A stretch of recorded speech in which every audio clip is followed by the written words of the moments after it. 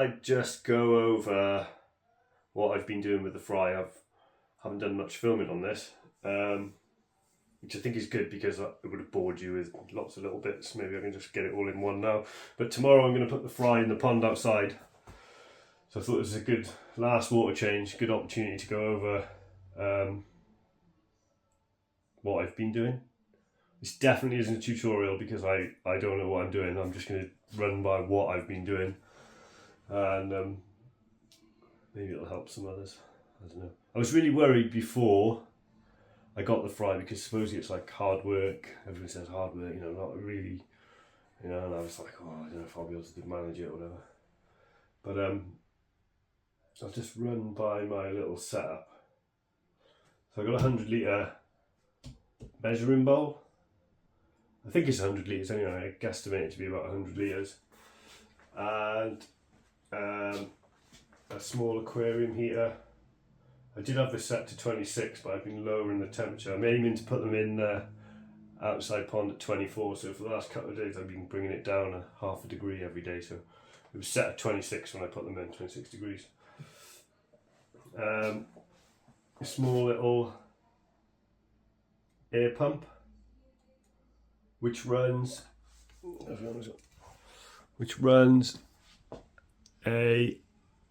little sponge filter. It's actually got some media in the bottom. That media is very questionable. I'll show you in a minute. And just an air stone as well. Yeah, so it's a 2-outlet air pump and it just runs both of them.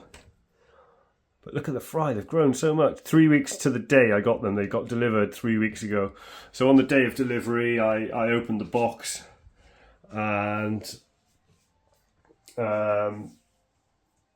immediately opened the box. It got delivered about 10 o'clock in the morning. Immediately opened the box and put the bag in there, floating in the 26 degree water. Yeah. From New Forest Koi I got in the box was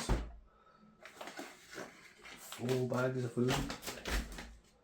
Let's see, 4. I haven't opened some of them yet. So these are, can you see that? These are brine shrimp cysts, eggs basically. You can set up a brine shrimp hatchery. By the way, did I say this is not a tutorial? I genuinely don't know what I'm doing.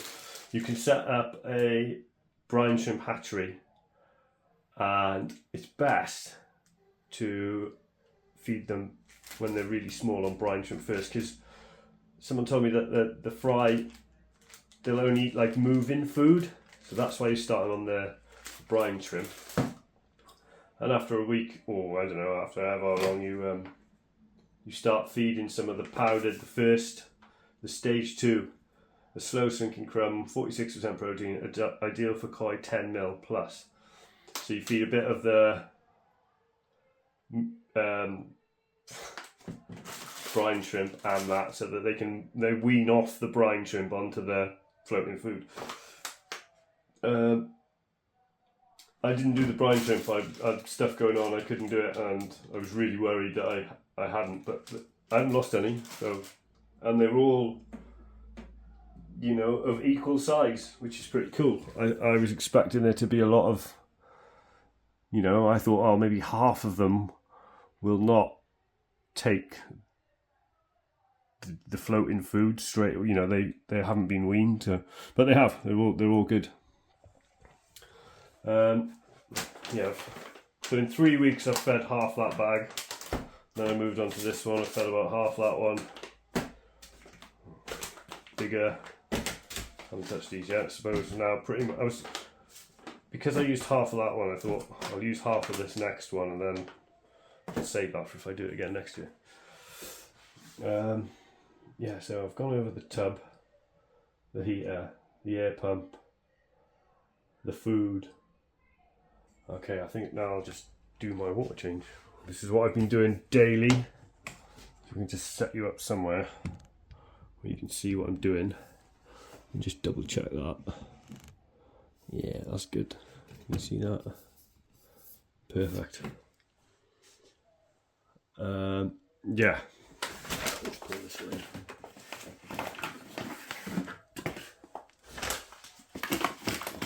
So every day, or at the start it was every other day, but then I really cranked up the feeding. I've been feeding with a spoon, bang, and they just eat. They will eat. I'm pretty sure they would eat a teaspoon every half an hour if you wanted to give it to them. They don't stop eating. I've been feeding about 6 teaspoons a day. I've got a little, oh yeah, here you go. I've got a little cheap eBay auto feeder, and that just feeds 4 times a day. And then I've also been feeding with a spoon 4 or 5 times a day. Yeah. Let's try and get this jam back up. Sorry, wobble. Okay. Yeah. So every day, turn that on from there. You know, I do. So I've got 2 buckets and a hose to siphon. I put a bit of, can you see that? Just netting over the end with one of my daughter's hair bobbles, hair bands. And then yeah, I just suck out. Dead handy having a sink right near this. I can't imagine doing this if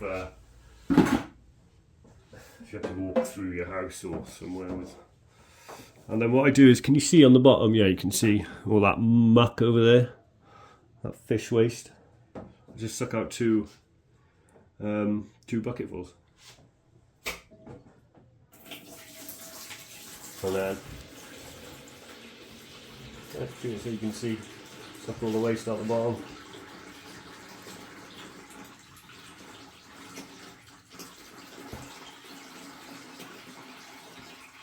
I might have said I didn't lose any. I have lost 2. The day I received them, there was one in the bag. It was caught in the crease of the plastic bag. I think I probably put it in the crease when I was faffing about. And about 2 or 3 days ago, I did a water change, and then I noticed one swimming like funny. He had a kink in him. Had a kink in it, so I just thought it was best to get rid of that one. It didn't look happy at all. I'm pretty certain it wouldn't have made the night.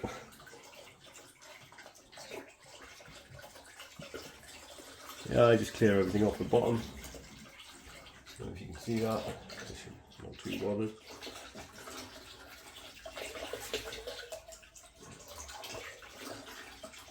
There are a few small ones in there.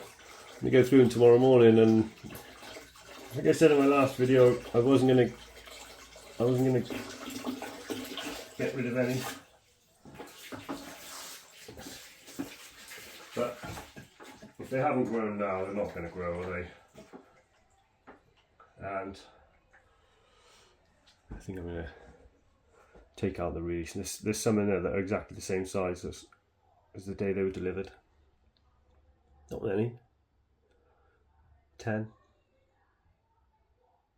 Not many at all. It's going to be really hard tomorrow morning to pick out, because I obviously don't know. I think I'm just going to keep all the big ones, and anything that looks interesting, we'll see.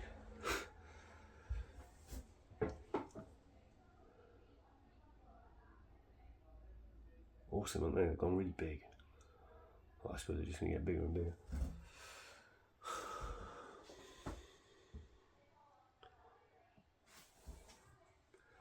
A bit long-winded, maybe I'll speed it up a bit with the boring bits.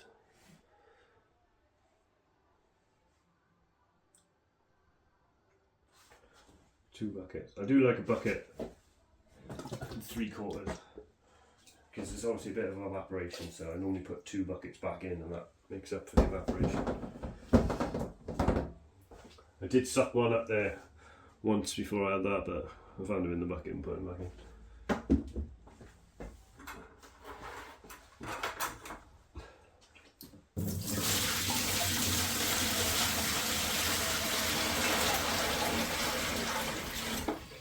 bucket goes down the drain.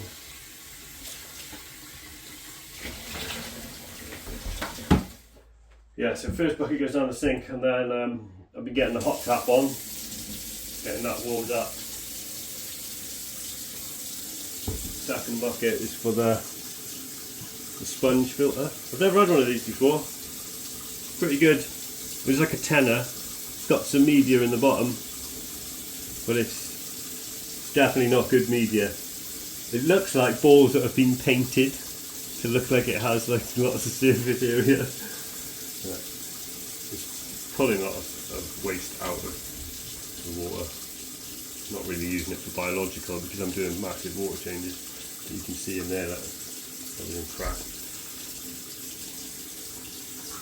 So I use the second bucket of water out of there just to clean these off.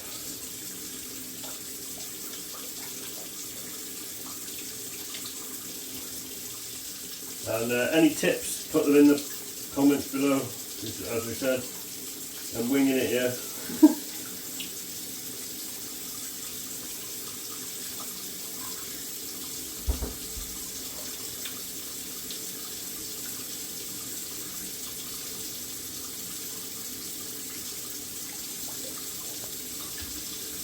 Really handy having this sink so close to that.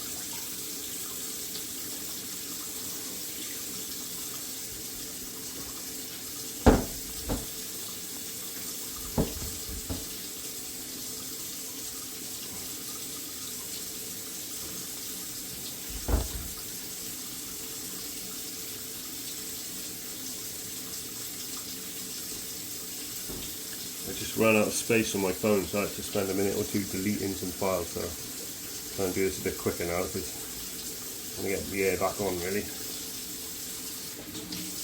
This one can go.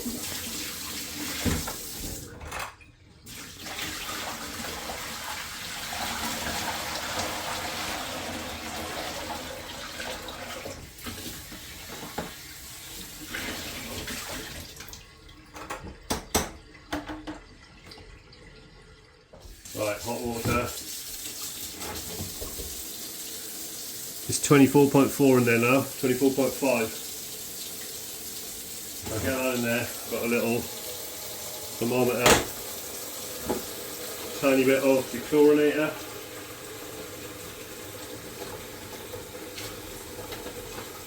And then try and match this to that tank, 24.5.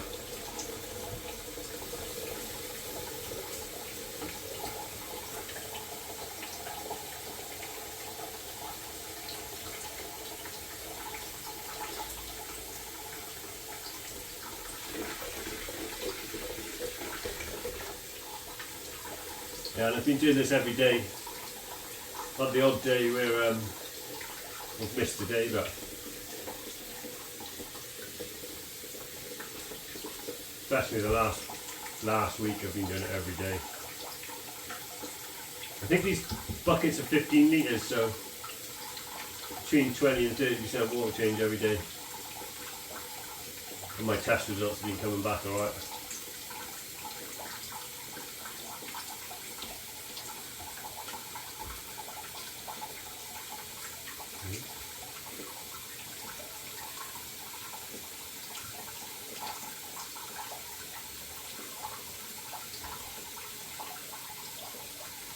I was matching this to 26, but I said the last few days I've been bringing the temp down.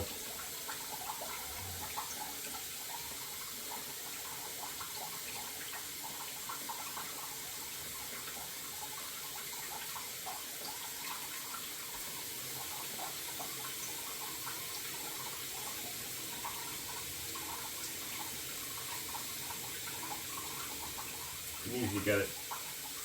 Spoke too soon then. I can usually get it to within a couple of 3. I may be doing this wrong. A lot of people in the comments going, you should be doing that. Or, but that's what I've been doing.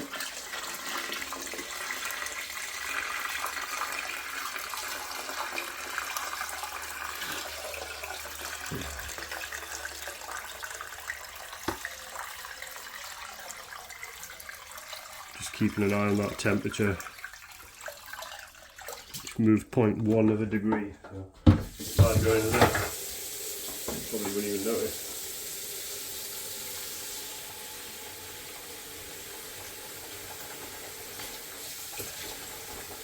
This is sodium thiosulfonate, is it? Just dechlorinated.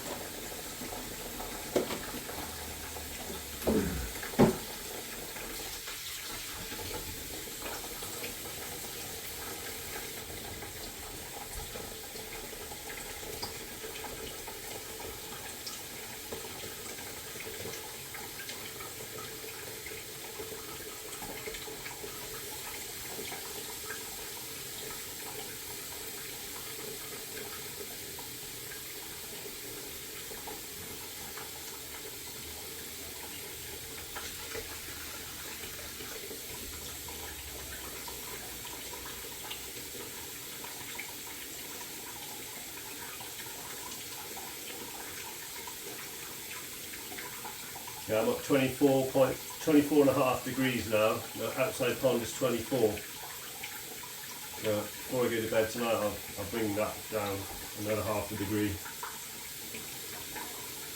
And we should be set for the morning then.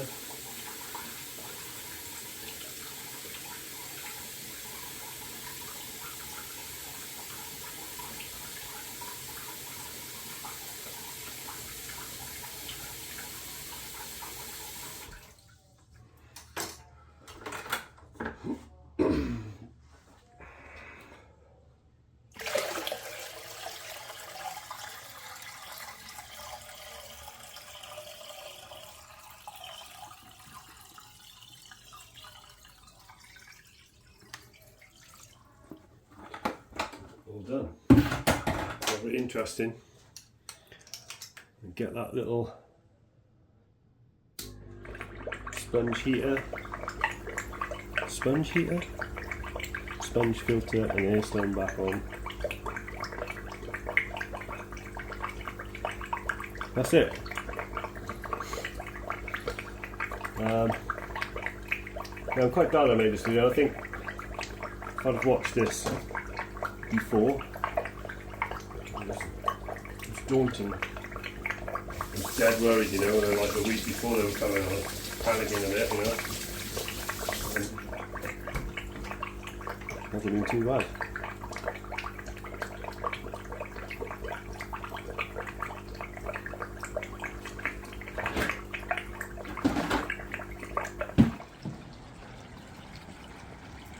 Well, the cover's off the sea now. I love it with the net off.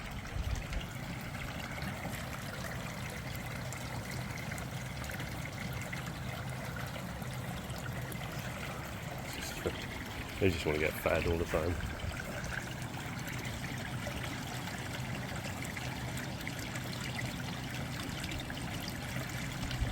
Yeah, so the grow on, I fitted this. I've got plans to make this into like a greenhouse, but I'm not rushing. Wood and stuff is expensive at the moment, so I can't rush it. I'm enjoying it, taking my time. So I just put a piece of polycarb on the top for now, just to try and keep a bit of that heat in. I really enjoyed doing that, actually, playing around. I cut that section there, you saw me in the video. Means I can take this bit off, lift it up or whatever. Still need to do that step.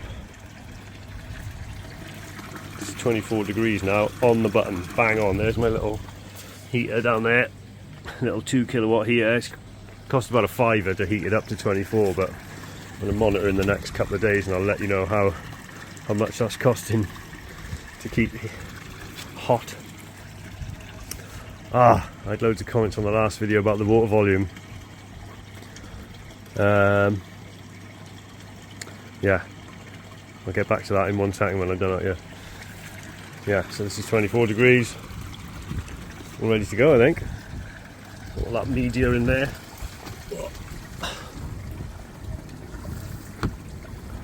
Need to put some holes in the top of that, really, don't I? See what happens is this fills up with water, and then all the birds sit on it drinking out of it. Pigeons. It's all working nice.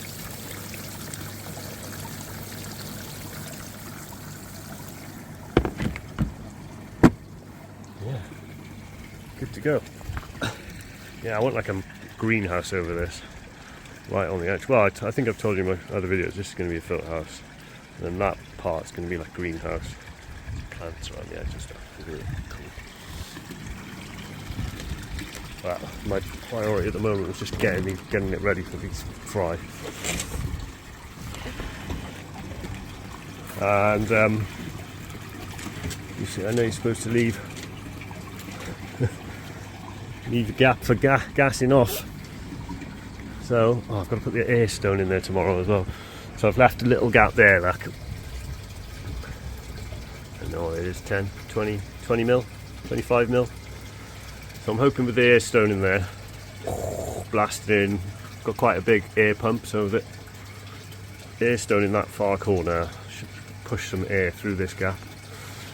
I wanted it, it's a fine balance between keeping heat in and letting enough air out to gas off.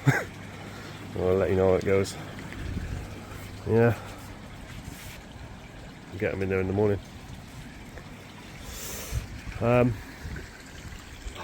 Fish over there.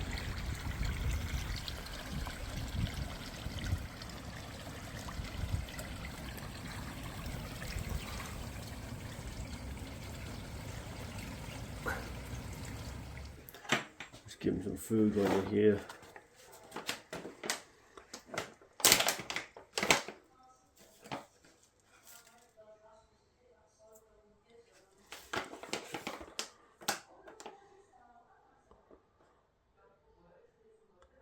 Kind of been throwing it in like that, so like half of it goes straight down and the other half stays floating. Don't know why, but they seem to eat it all within about a minute.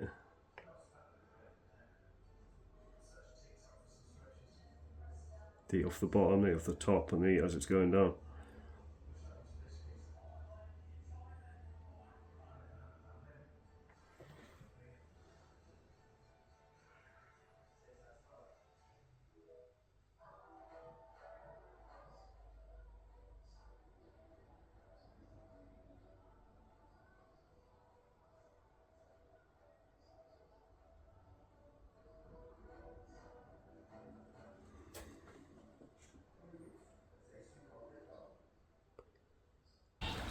Right, today's the day. Got a little fish in a new pond. I stuck an air stone in there.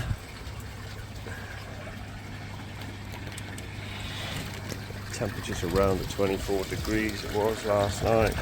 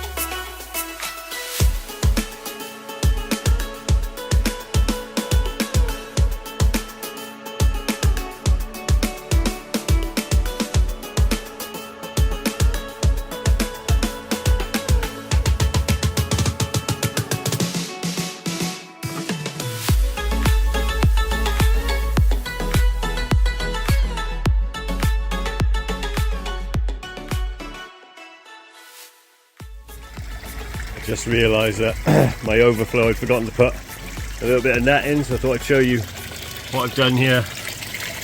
Just took the front cap off that bulkhead. No, it's not a bulkhead connector, tank connector, and put a piece of that net in between the front plate and the back plate.